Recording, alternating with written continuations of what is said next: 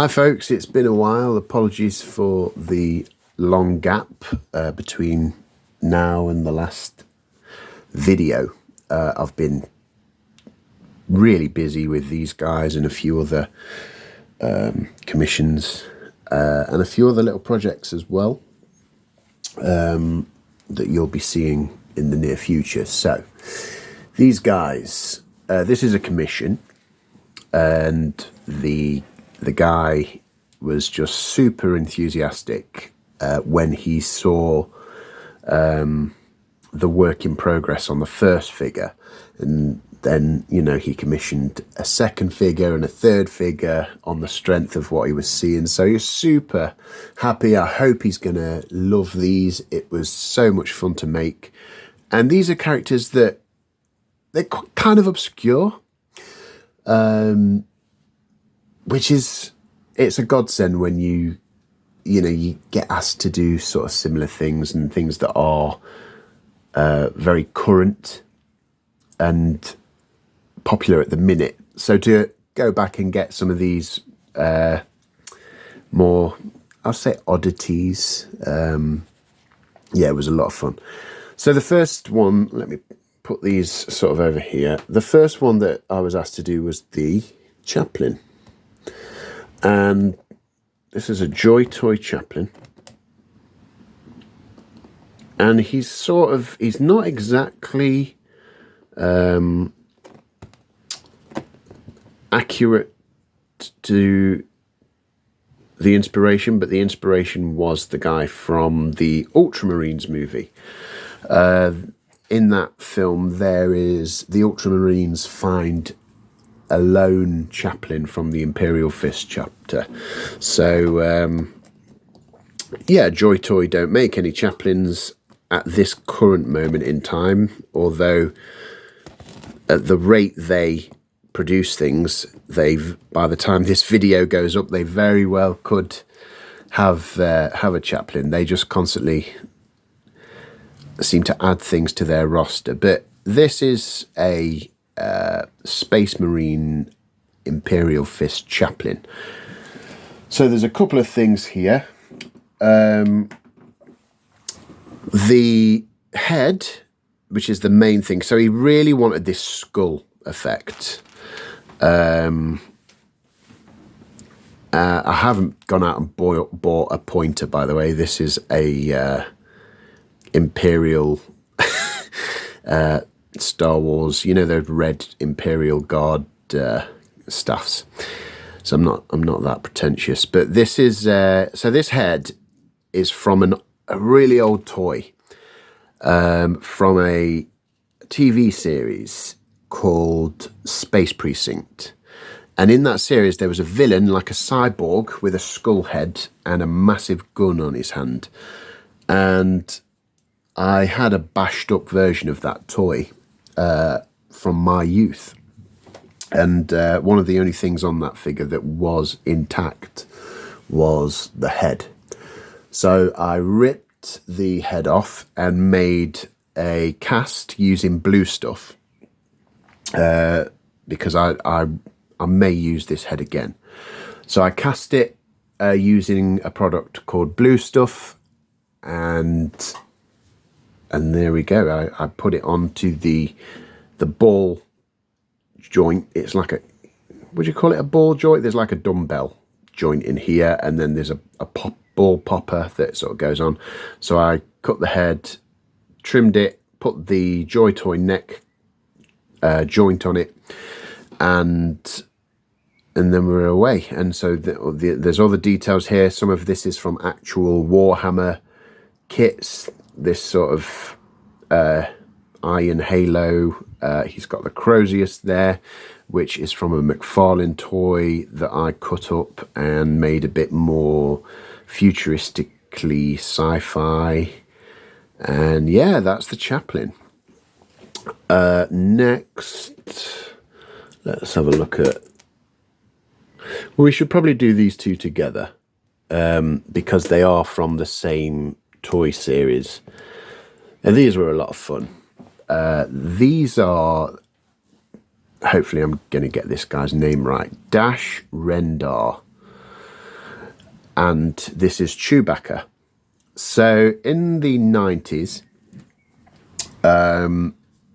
there was a sort of mixed media storyline in the Star Wars universe. This was before the prequels, any of that stuff, the Clone Wars. It had been a long time before, a long time since any kind of Star Wars media other than books had been released. So it was sort of, it was in like, Star Wars was in kind of limbo at that point. And they obviously needed to get the franchise back on track. So they came up with this plan, this storyline that would span comics, games, and toys. And they made everything, it's all very 90s, it's of its time. You can see they've got massive bulky shoulder pads here and all that sort of pouches, all the Liefeld comic book sort of inspirations that you see on a lot of 90s things. A lot of 90s characters had like bionic eyes. So Dash Rendar is a stand-in for Han Solo because the story took place between Empire Strikes Back and Return of the Jedi. So Han Solo was in Carbonite, and the story was really missing that swashbuckling element, that cheeky chappy. So they brought in Dash. Chewie got an upgrade. He started wearing this sort of weird bounty hunter armor. He had this awesome laser eye piece, and for some reason he had a battle axe and a big gun. And these were just so much fun to make. A lot of green stuff on these, a lot of sculpting. And just really got my creative juices wanting to do some 90s comic book characters. I mean, you can love it or hate it, and that's how it tends to be with a lot of fans. The 90s are, you either love the big shoulder pads, pouches, guns, muscles, or you just can't stand it. But that was right in my sweet spot. I was born in 1985, so the 90s, especially when this sort of thing came around, I actually remember these two figures being on the shelves in Toys R Us when I was a kid. And yeah, it's right in that sweet spot for me. So this was a joy to do.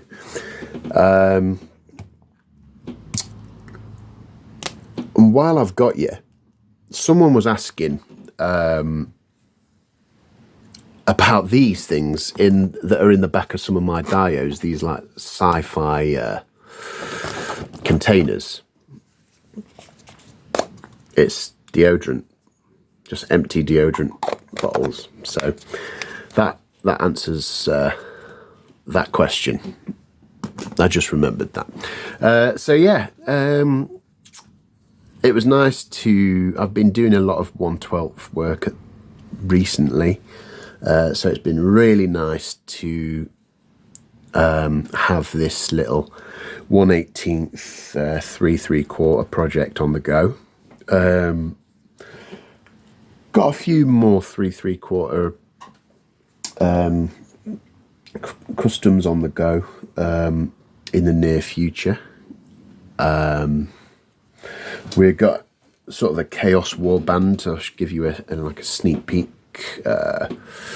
You've probably seen this guy before, but his band is going to get expanded, and that will be shown in a video.